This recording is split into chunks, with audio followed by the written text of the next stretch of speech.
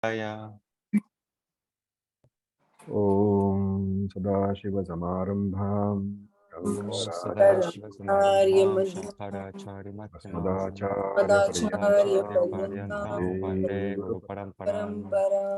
Om Sahana Bhavatu Sahana Vunaktu Sahavir Bhavavahai Tejasvinavadhitamastu Mahavidvishavahai Om Shanti Shanti Shanti. Shanti. Okay, so we had completed the Tritiya Mundaka, Prathama Khandaha, and now we are on the last leg, the last section, third chapter, second section. So we will chant this third chapter, second section, and it is the first mantra. So Tritiya Mundake Dvitiya Khandaha, mantra number 1.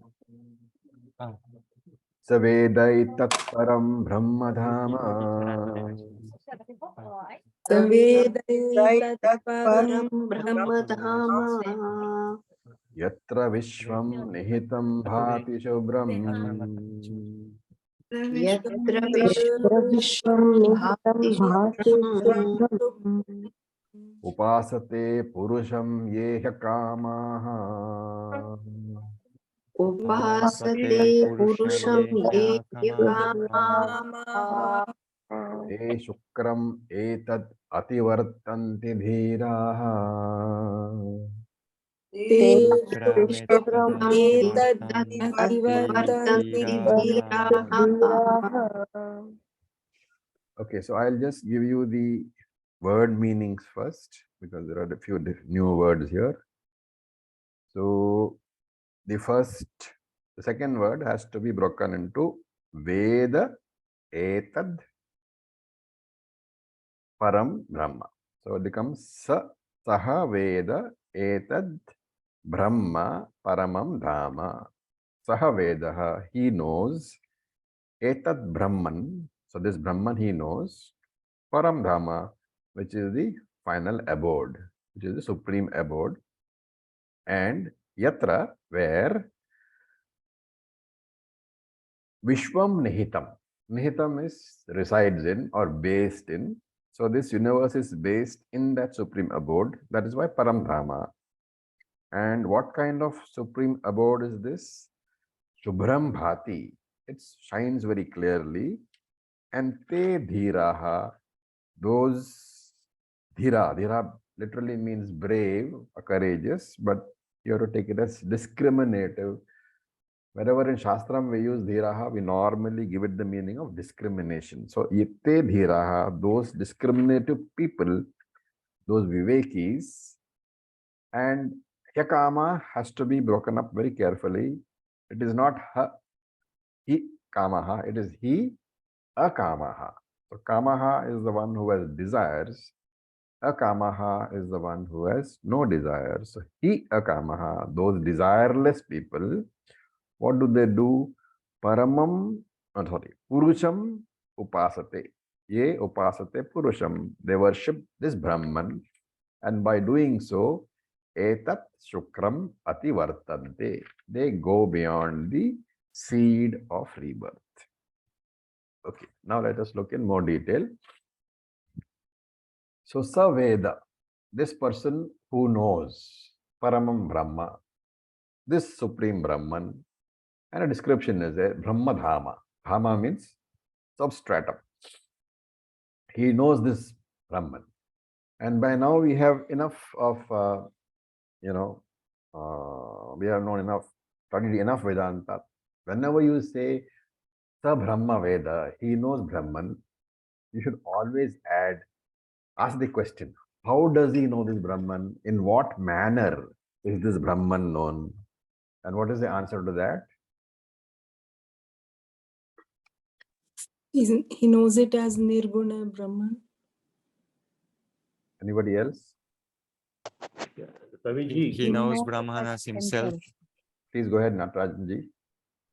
Yeah, I think somebody else, I think the same answer. He knows that I am that Brahman. Right. So Tad Brahman Ahamasmi. That is the way. Whenever you say this person knows Brahman, remember there are two ways of knowing. Brahman can be known. The whole problem is that whenever you say knows Veda, there is the usual way in which we think. You think of a knower and a known object. So you think of a pramata and a prameyam, and that way of knowing that there is a Brahman. That is also a way of knowing, but that is the initial stage, that Brahman asti, there is a Brahman. That knowledge that there is a Brahman means that there is a Brahman, which is an object, whom I can know because I am the pramata. So that is called paroksha jnanam. That is not what is meant. When Shastra says the Brahma Vedaha, he says Shastra is meaning sa aparoksha rupena. He knows that Brahman as aparoksham. And as a directly he knows that Brahman as myself alone. So this Saha Veda Brahma has to be understood as he knows that Brahman, Aham Brahma Asmi. So that Brahman he knows.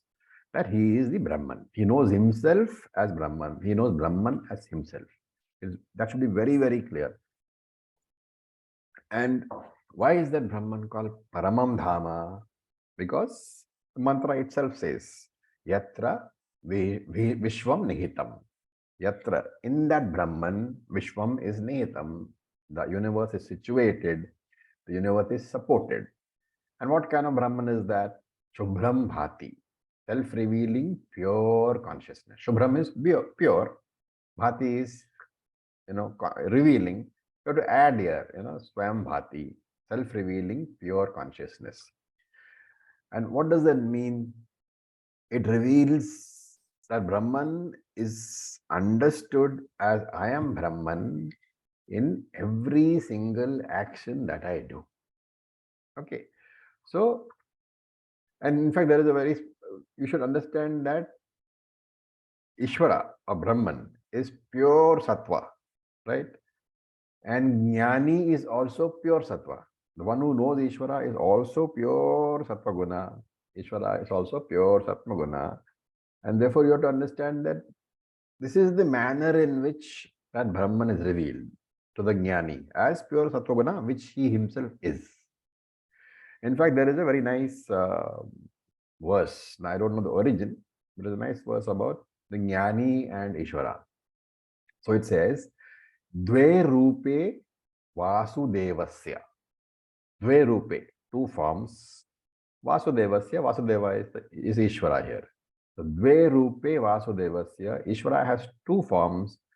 Charam Acharam Evacha. One is moving and one is not moving. Charam Sannyasinam Rupam.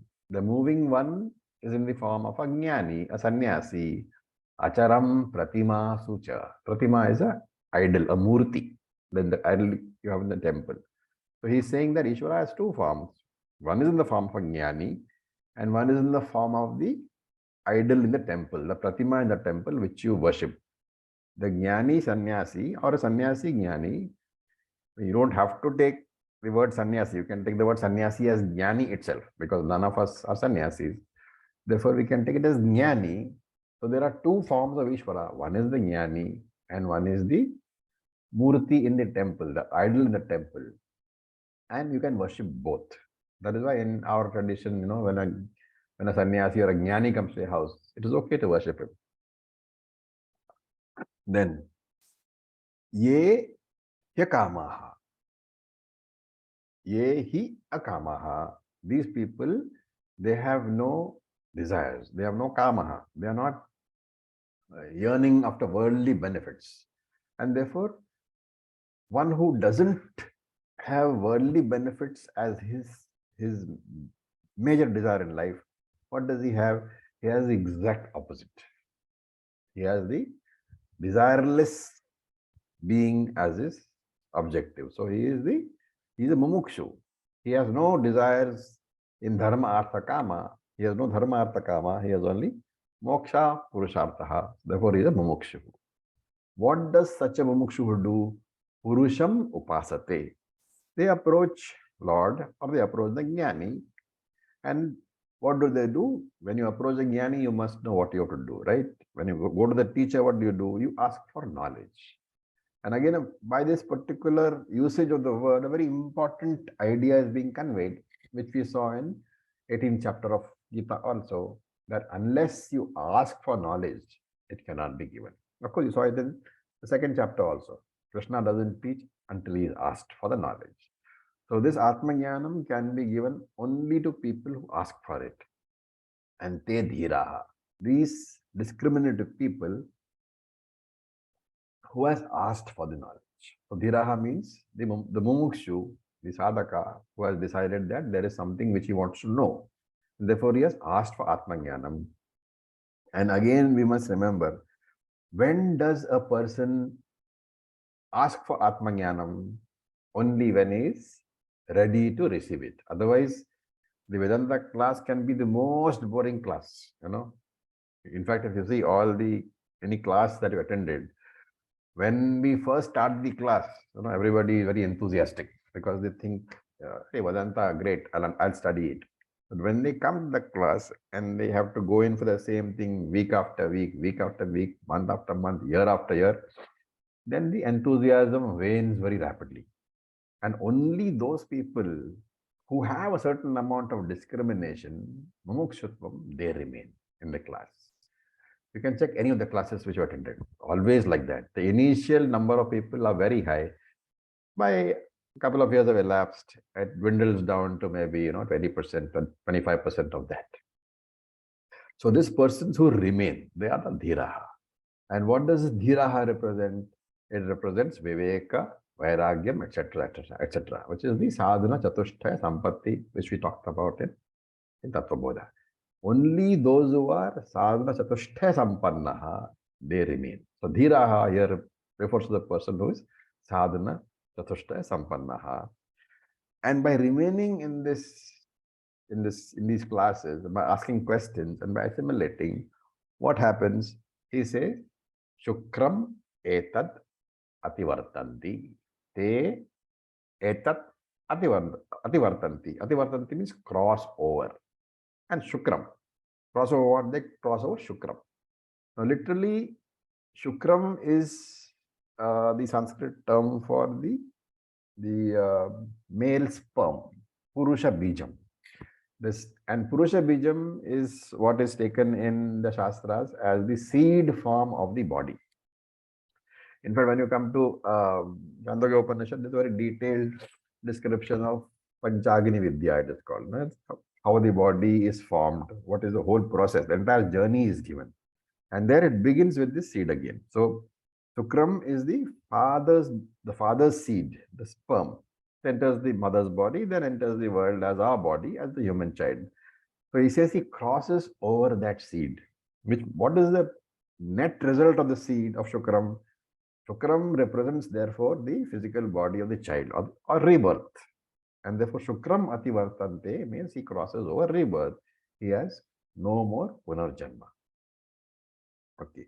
Now here, if you look at the words, it seems that by just worshipping the Jnani or Ishvara, you can get freedom from punarjanma. So the question is, can a spiritual seeker get, Videha Mukti, for example? This is basically Videha Mukti we're talking about. By worshipping a Jnani or Ishvara? No. But it is a very important step, because if the puja is done with the correct attitude, what it does do is to bless you with Chitta Shuddhi. And when you have Chitta Shuddhi, then Ishvara is bound to provide the environment for you. So the teacher will come, you will get the opportunity to study, there will be no obstacles, you will have Atma Jnanam, etc. What is being mentioned here is that this moksha, this ativartante, Shukram ativartante, this moksha can happen only as a result of a very deliberate effort. A deliberate effort, an informed, deliberate effort in the correct direction. If you can go and just do, for example, Tantra Yoga, all those things, but they are not going to give you moksha, because the purpose How do you get moksha? Moksha, for that you have to understand what is bondage. Bondage is the knowledge or the ignorance of the fact that I am Brahman. Therefore, only one thing can take away ignorance, and that is knowledge. Therefore, the direction of the effort has to be very clear. And you have to understand what is bondage. Accordingly, you have to make an effort by going to the Guru and getting sadhana chatushtayam and all those things. That is what has been said here. Now we will look at the second verse. So we will chant. Kamanyak kamayate manyamanaha. कामान्य कामयते कामायते मन्यमानः Sa kama bhirjayate tatra tatra. सकामभिर्जायते तत्र तत्र Paryapta kamasya kritatmanastu. पर्याप्तकामस्य कृतात्मनस्तु Ihaiva sarve praviliyante kamaha. इहैव survey विलीयन्ते कामाः Okay, so we said that there is this fellow crosses over rebirth. Now the point is, how do you get rebirth? Crossing over rebirth is fine. How do you get rebirth? A little knowledge, a little jnana is given on this subject. So he says, Saha, from the second line, like Saha of the second line, Yaha kamayate. Saha yaha kamayate, that person who desires. What does he desire? So, yaha kaman yaha. That first word is kaman yaha. So, that has to be broken up into kaman plus yaha. And the saha of the second line has to be connected to the yaha of that broken up kaman yaha. So, saha yaha kamayate. That person who desires what? Kaman. Kaman is objects of desire. That person who has desires for some worldly objects, worldly events, worldly people, and manyamanaha, he is constantly thinking about that.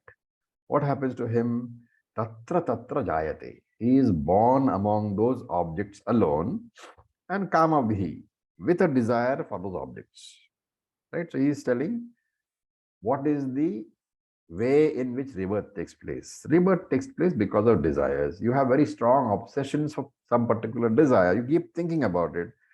And when you keep thinking about it, you will find that the last thought which you have before you die is also that. And we saw in Bhagavad Gita, 8th chapter, what did we see?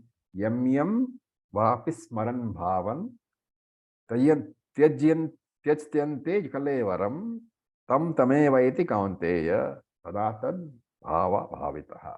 What does it mean? Whatever the last thought is, you are going to go to that thought only when you are reborn. So that is this is being explained here. Okay, that particular idea which came in the 8th chapter of the Bhagavad Gita is being explained here. For those who have forgotten, it is the 6th sloka of the 8th chapter. So you should revise that. Then you will know how this is connected to that.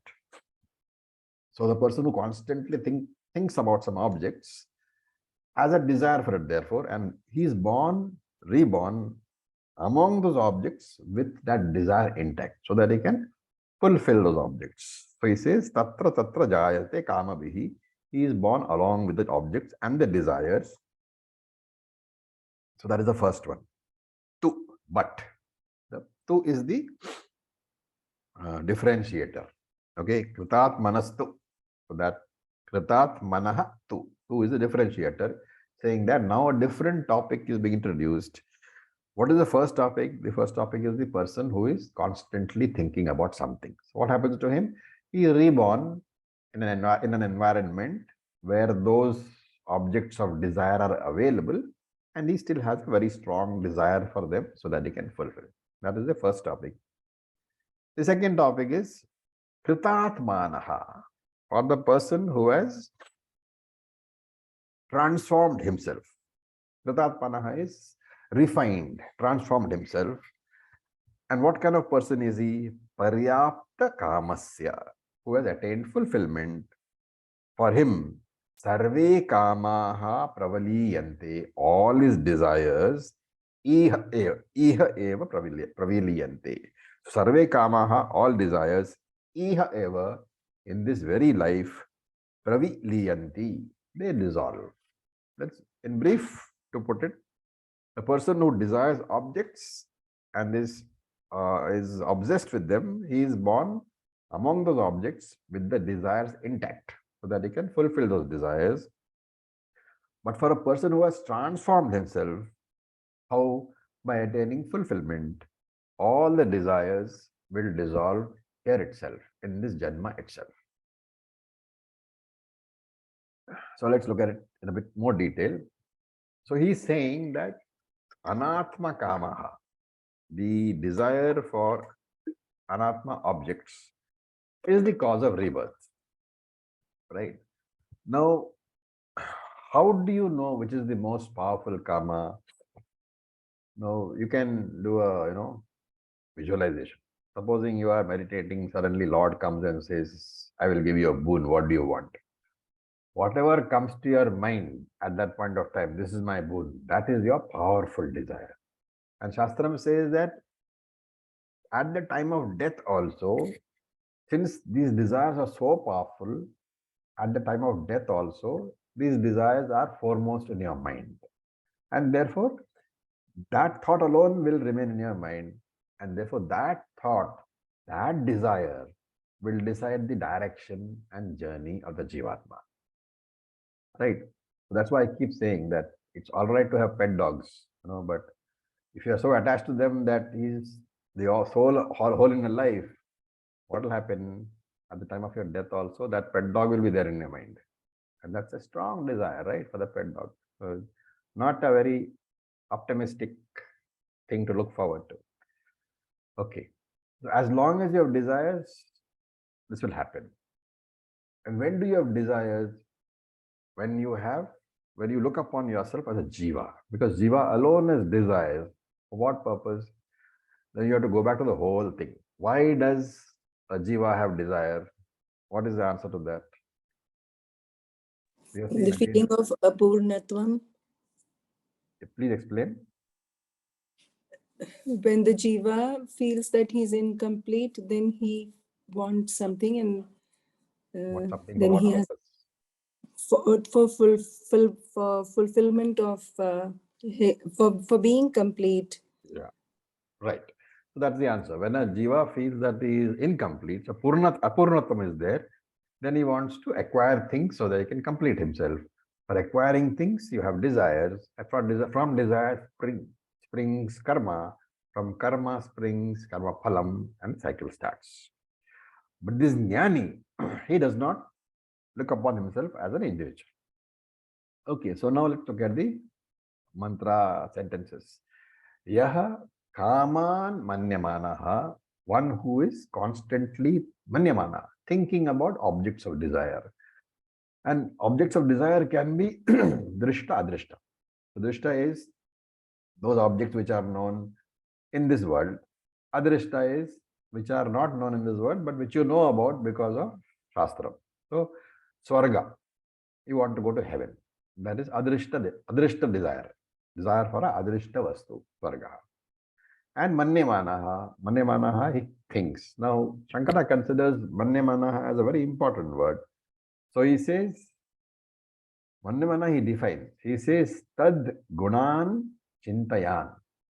The chintayan means meditating upon, obsessing with. Obsessing with what? Gunan, of the attributes. Tat gunan, tat represents the worldly objects over here. So tat gunan chintayan is the meaning of manyamanaha. Means constantly being obsessed with or dwelling upon the attributes of the objects of your interest. Right? And remember that when you are interested in any object, it is not the object per se that you are interested in. It is your interest is in the attribute of the object, right? For example, supposing I am obsessed with money, wealth. what is the attribute of money? It can be used for buying things. Money by itself, if it was not capable of buying anything, purchasing anything, is useless to me. So nobody is interested in money solely for money's sake. Money buys things, money buys objects, money buys power, money buys respect, money buys fame. All these are the attributes. And therefore, I think that by having a lot of money, I will have a lot of good things in life. I'll have a big house, a big car. I will be respected. All those are the attributes, and all those things make me happy. Therefore, ultimate cause for any interest in any object is in the attribute of the object, because of that attribute, you think you will get happiness. That happiness is the basic criteria. That happiness you think you will get through all these objects because you are apurna. Even Swarga. If I have this strong desire to go to Swarga, why do I have this desire? Because I think that Swarga will not have all the problems of this Jagat over here, and I will be happier there. Right? It's always the happiness which is the aim. And so he says, this person who gets a desire for all these objects, what does he do? He does a lot of karma. And when he does that karma, he is born among those objects. And Shankara very clearly says that he is born among the objects with the desire intact, which means for the purpose of enjoyment of those objects he is born. His rebirth is meant for that purpose, which explains the impetuous behind the rebirth. In fact, Shankara very, very carefully adds over here that the desires for the objects which you desire are the hetu, are the reason why you perform karma. So it can be dharma, it can be adharma also, both are karma. The desire for the objects of your desire are the reason why you perform any karma at all. And he adds a very brilliant sentence here. He says that whenever or whatever kind of desires for acquisition of any object are present in you, right? And he adds here, Purusham Niyojayanti, that's a very important word. When the desire being present by itself is not an issue at all. Okay.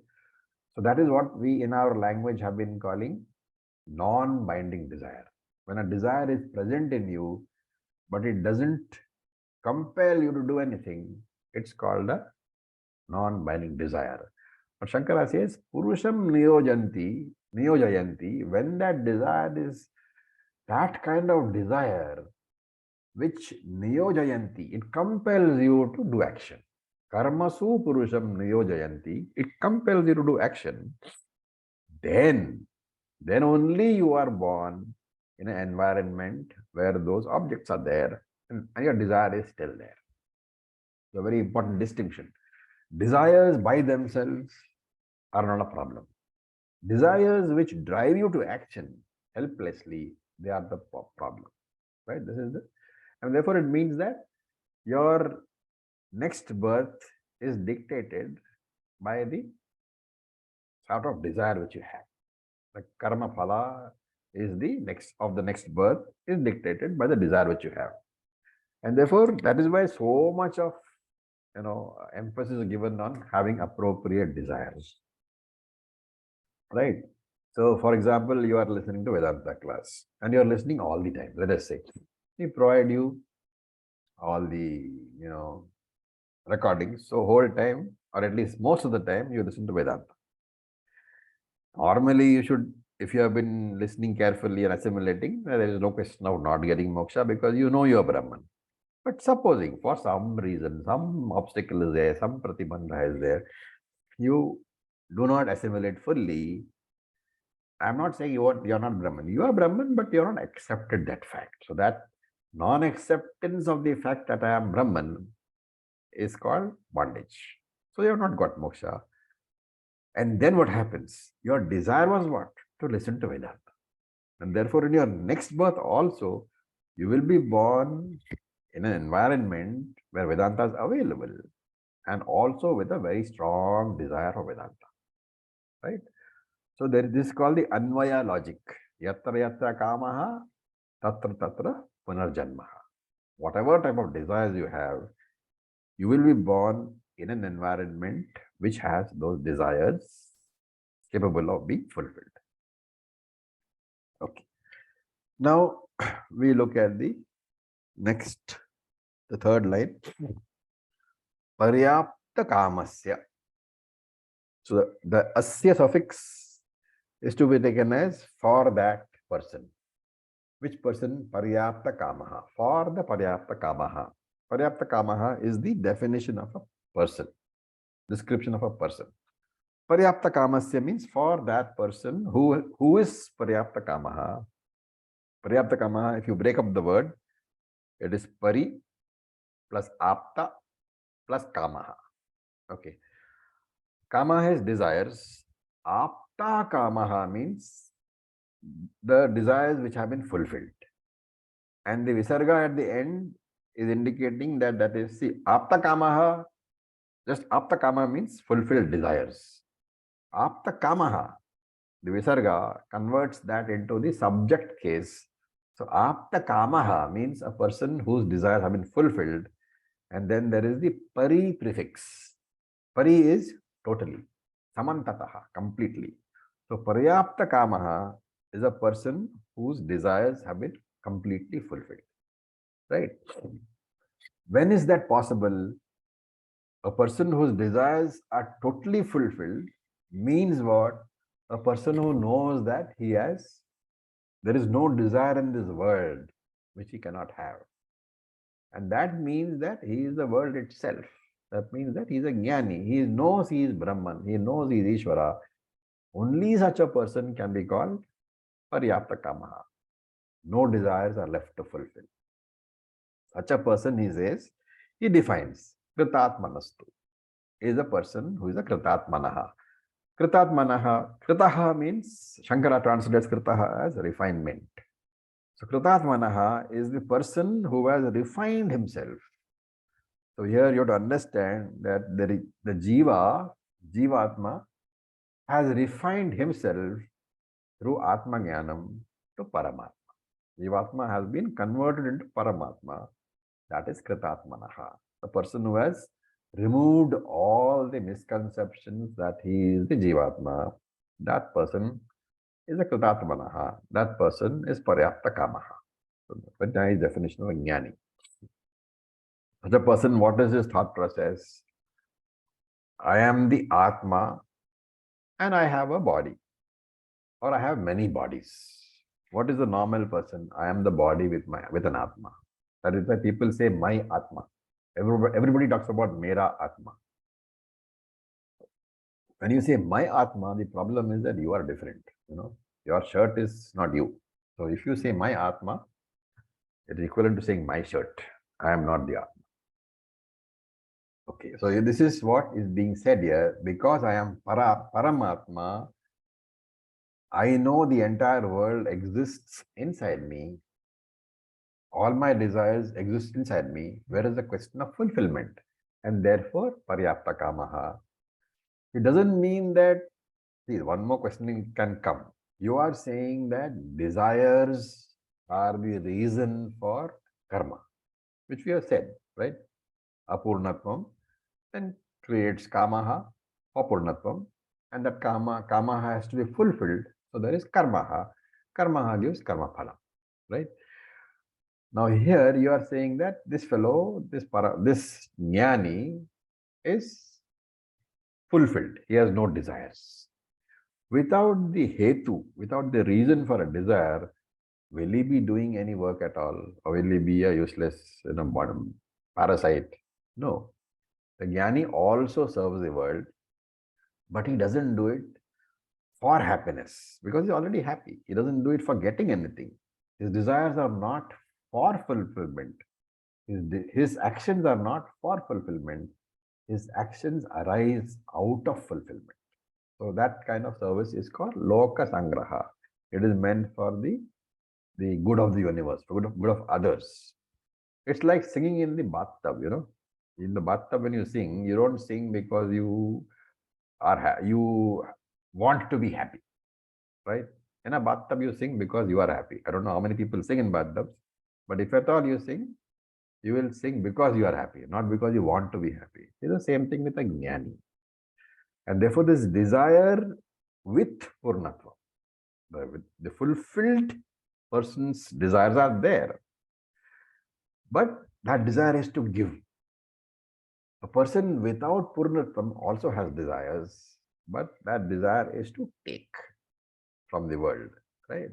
So this is a basic difference. A jnani has purnatvam, he has desires, they are non-binding desires, and therefore he wants to give to the world. An ajnani has apurnatvam, he also has desires, but since he has apurnatvam, he wants to take from the world. That is the difference. And so paryapta kamaha is a person whose all desires are fulfilled. And Shankara adds very carefully here, by way of explanation, he says, Paramartha Tattva Vijnanat. His desires are fulfilled because he knows the essence of the Paramartha. Of the Param Artha is basically taken as essence of Brahman. He knows the essence of Brahman is that he himself is Brahman.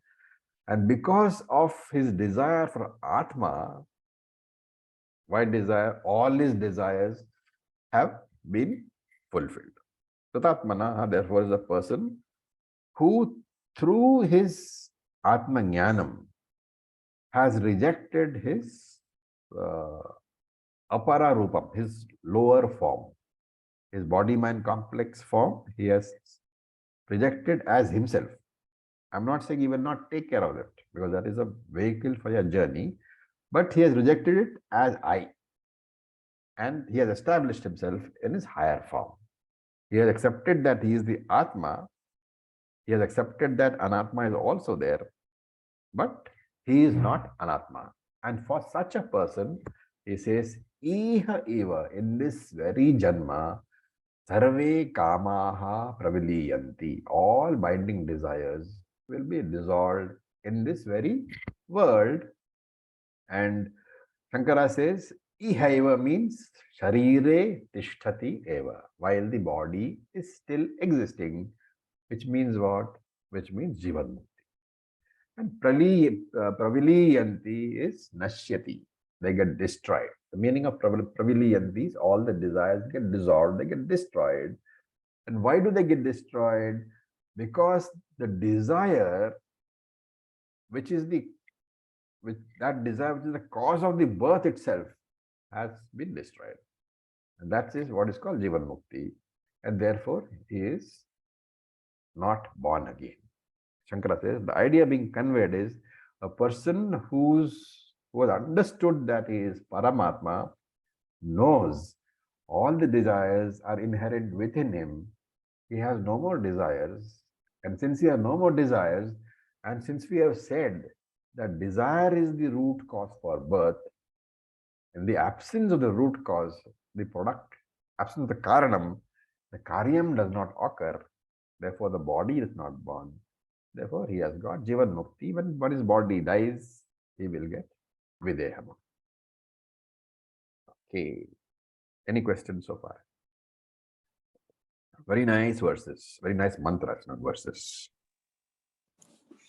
Acharya ji, I have a question from the previous session, which is still related to this Jnani Pujanam. Can I ask? Please, go ahead.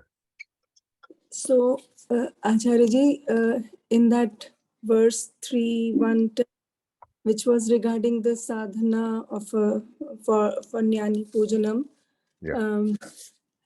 the Jnani Pujanam is done by an Ajnani. So will an Ajnani be able to identify a Jnani and worship, except when that Jnani is the Guru? Normally, what is being conveyed here is that, I mean, this need not be true. In fact, it is not true, you know. But what Shankara takes is that a sannyasi is a jnani. That's And that is why, in fact, in the tradition, sannyasis are considered as jnanis. And that is why you do pada puja and all that. Especially when sannyasi is your guru, you do that. So when sannyasi comes home also, you do pada puja. So that is what is being referred to. So we refer doing puja of that, or is doing puja of your guru. Ji. So I understood that it could be, when the jnani is the guru, then it is then it's easy, but Yeah, otherwise but Ajnani does not go to do puja for anybody other than his guru, right? Because unless he has a guru, why would he think him worthy of puja? With a lot of right. sannyasis in this world, sannyasis themselves are nowadays not very, sannyasi-like. So and another thing I don't know, and when this Ajnani worships this jnani as Ishvara, so this Ishvara is referring to Brahman. No. And wherever you are doing worship, it is always Saguna Ishvara. You cannot worship Nirguna Ishvara because you are Nirguna Brahman. Okay. So he's worshipping the. You see, this Even whole questions are coming up because Vedanta has not sunk into the subconscious. Because you talk probably about by Nirguna Brahman at the same time you're talking about worship. So that's why this long-term study. I mean, I'm not saying it's wrong. It's the way in which it progresses. If you are stuck in that Vedanta for years together, slowly only, the orientation changes. That is the most important point. The changing of the orientation, which is what we call moving from triangular format to binary format. It takes a huge amount of time. Ji. Thank you, Acharya. Okay, we'll have enough to start the next verse. I don't know whether we'll have enough time to finish it, but we'll do it anyway. So this is verse number 3. We will chant. Nayam Atma Pravachena Labhyah. Nayamaatma pravachena labhyah. Na medhyaya na bahuna shrutena. Na medhaya na bahuna shrutena. Yame vaisha vrinute tena labhyah. Yame vaishrunute tena labhyah. Tasyesha Atma Virunute Tanum Swam. Tasyesha Atma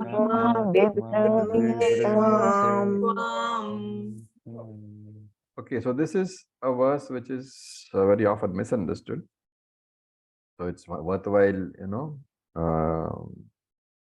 understanding it in some detail. Now,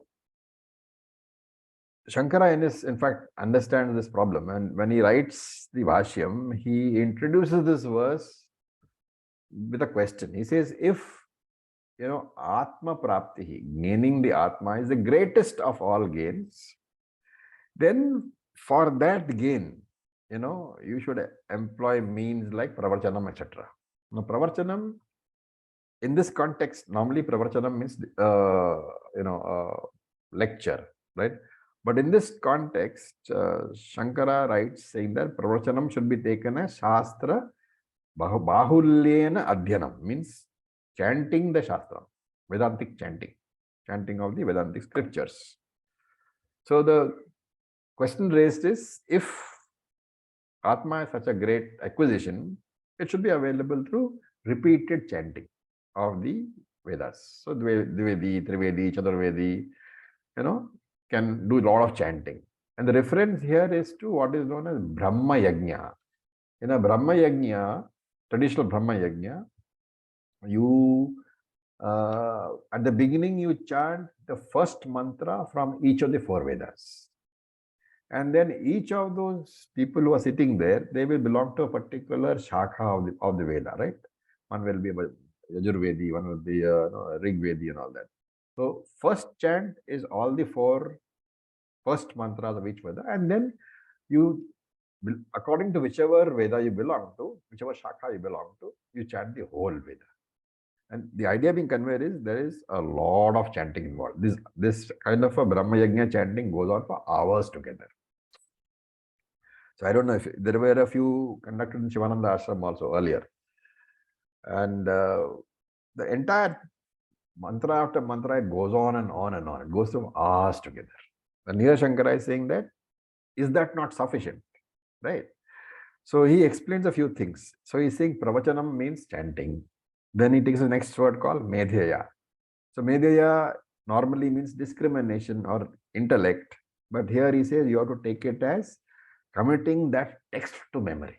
That is also connected with chanting only, because if you have seen any traditional chanting, you will know that the text is not to be there in front of you. Vedic scholars have a phenomenal memory. The entire text is in their head only. And therefore, they consider it a very major defect if you have a text in front of you. Unlike us, you always have a text, right? But for a Vedic Pandit of the old tradition, you cannot have the text in front of you. So Medha Shakti is talked about, that capacity to memorize. So the Medhaya means even with that memorizing capacity, that is not sufficient to get Atmajnanam, because you have just memorized the text and you are chanting it. Na bahuna shrutena. Now here it is a problem. Shrutena means shravanam, right? By hearing, shravanam. So he says not by a lot of shravanam also can you get Atmajnanam. So that's a problem, right? Because we say shravanam, shravanam, shravanam. So Shankara here doesn't comment. He just ignores it. And there is another commentator called Anandagiri.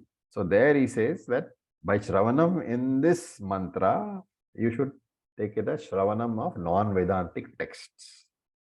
So once that is put in perspective, then you know that shravanam of non-Vedantic text will not give you moksha, right? Or will not give you Easwaran. So that's what he says. Now, there is also a very big question about the third and fourth line. So the first and second line I have explained that neither through lot of chanting nor through memorizing the text nor through listening to other texts will you get moksha. Then comes the third line. So he says, Yame Vaisha Pranute Tena Labhya. Now this you have to follow in some detail, because this is a very important line which is very often misunderstood. And a lot of people taught by great teachers. I have been, I have had students who have had other teachers and they have very strongly come across those views also. So I'll explain what they are. So that third line can be broken into yam, eva. So yame vaisha is yam, eva, esha. Yam, eva, esha. Vranute tena labhyaha. Okay. The literal meaning we have to examine over here. Now, let's look at the grammatical, little grammar over here, okay? Because without grammar, I mean, this was very difficult to explain. So I'll try to convert into English as far as possible. Little Sanskrit usage will be there. If you know the terms, it's fine. But if you don't know the terms, is ignore it. Anyway, I'll give you in English also. So tena labhyaha, that is the crucial word which we are seeing. Labhyaha is in passive voice. And tenaha can be taken in two forms, right? Tenaha can be taken as by or through. That word tenaha in Sanskrit it is called it's a tritiya vibhakti, the third case, okay? And the third case can be taken in two forms, what is called kartari tritiya and what is called karane tritiya. Kartari as the name implies says by. Okay, so kartari tritiya means by. The English word is by. And Karane Tritiya, as the word Karanam is what? It's an instrument. So Karane Tritiya means through. So the usage is either as by or through. Okay, that just understand that by or through. So Tena Labhyaha can be taken as this Atma can be attained if you say by, okay, attained by, then look at the words. Yam Eshaha. So Yam Eva Eshaha Vranute. Okay. Now that says that if you translate that, it says that that Atma is attainable. That Yam there refers to the person. Eshaha refers to Atma. Vrunute means choose. So that if you take the word Tena as in the usage of by, then it means that Atma can be attained by a person whom Atma chooses. Okay. What has happened? You have taken away the onus from the sadhaka and handed it to Ishvara. Right? So therefore, the meaning of the first meaning becomes that Atma is attainable only by a person whom Atma chooses, which means moksha is possible only when Paramatma chooses you as the candidate for moksha. Right? So, of course, here you can say that we are highlighting Ishvara Anugraha. Now, Shankara in his commentary, the brilliant commentary, he says that this is also interpretation that unless Ishvara blesses you, Ishvara Anugraha is there, you will not get moksha. Okay. But he adds, you know that Ishvara Anugraha, it need not be mentioned at all. Why? It is not that Ishvara's grace is available only to select people, which is what this verse seems to imply. This line seems to imply that Ishvara will give his grace only to a particular person and only that person will get moksha. But Shankara says no. Ishvara's grace is available to all. And the example we take is what? Sunlight and solar power. Okay. Sunlight is available to all. But everybody doesn't enjoy solar power. Why?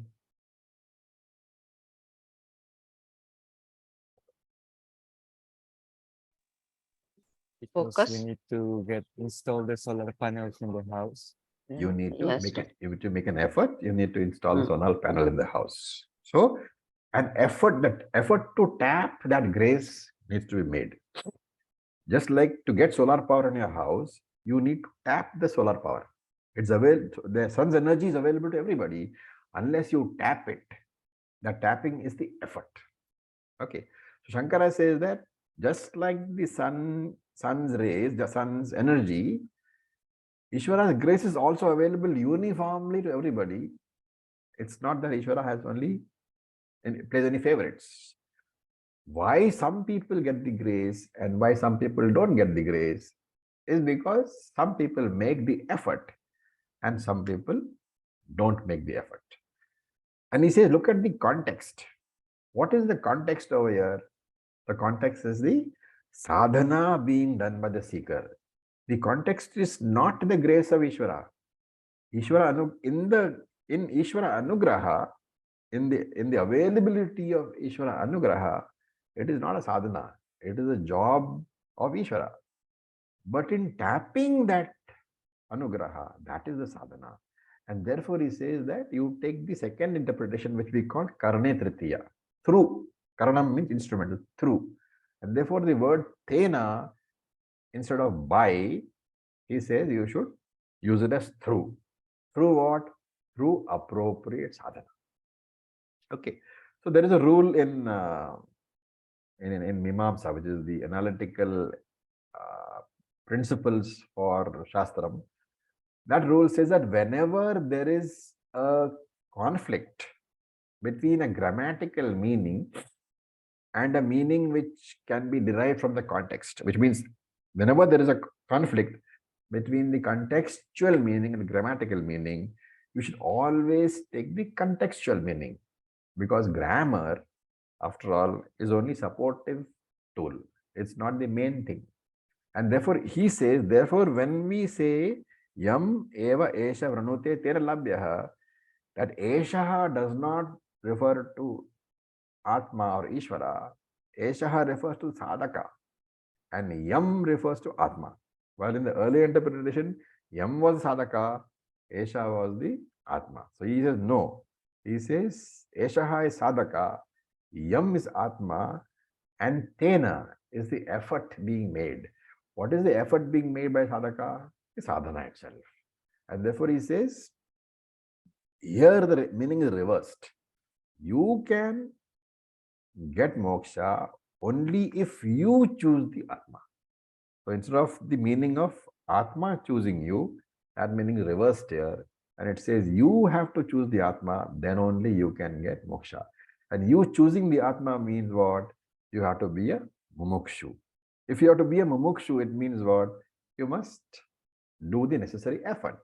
That is karma yoga, upasana yoga, shravanam, mananam, and nidhyasanam. This is what is the net result of this particular mantra. And therefore, Atma has to become an object of the person's desire. That's what is being said. You have to desire Atma. And desiring Atma is called choosing the Atma. If you choose the Atma, the rest of it will follow. And again, one more side point here is that really speaking, desire is a thought, right? And every thought need not have the status of desire. A thought wanting something is called a desire only when that something is yet to be attained. That's a very important point. That you can never have a desire to know Atma, because why? Because the Atma is already there. So the desire to know Atma is because of a lack of knowledge, because of ajnana. And therefore he says that Atma can be known, but by renouncing all other desires, by understanding really that there is no desire at all, because I am the Atma myself. And to such a person, tasya esha Atma virunate tanum swam. To him, the Atma reveals itself. Right? It's a self-revealing Atma. Just like there is a pot in the darkness, but that pot is seen when the lamp with the light in the house goes on. When you switch on the light, the pot is seen. And it's like a mirror. Like the mirror is there in the room, and the mirror can be seen by everybody. But who sees his face? Only the person who goes there and looks into the mirror sees his face. Then another question can come up from what I said earlier. If you are saying that it is an already accomplished Atma, that you are Brahman, what is the point of choosing the Atma as your desire? What is the answer? The attainment of Atma is nothing but a figurative gaining of Atma. Why is it figurative? Because you have never lost Atma. You are Atma. How can you lose yourself? Therefore, gain is always figurative when the loss itself was figurative. When it is a gauna loss, the gain is also gauna. It's all figurative only. Ultimately, all arising out of ajnanam only. So with this, I'll stop for today. Any questions?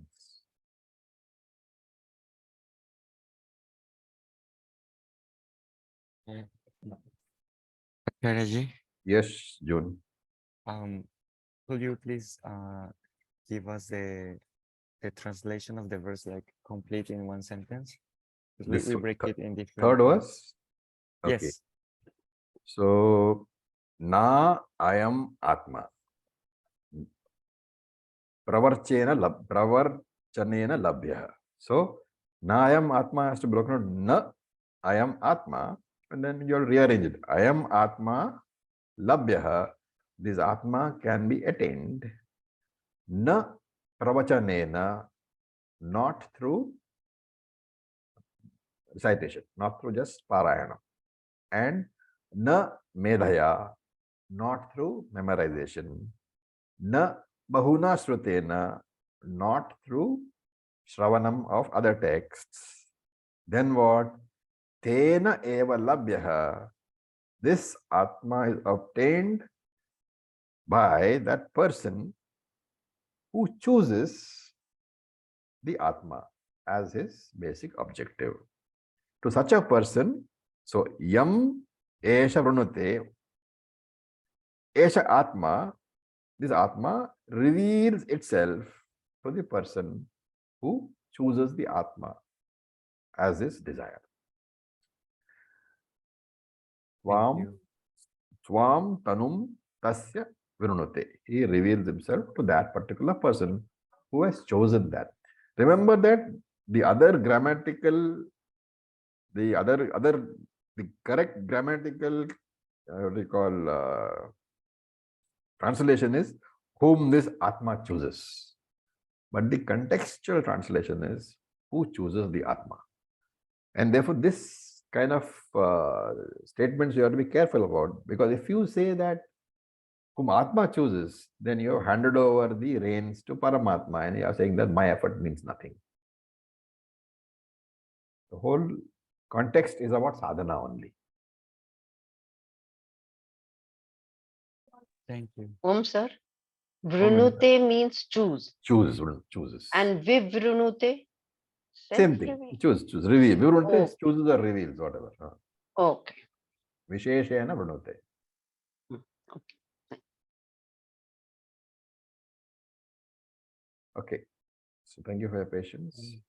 Om Om Purnamadav Purnamadav Purnamidam Purnamurachyate Purnamudachyate Purnasya Purnamadaya Purnamevavashishate. Om Shanti Shanti Shanti. Om Tat Sat. Om Namah Shivaya. Thank you for your patience. Namah Shivaya. Thank you.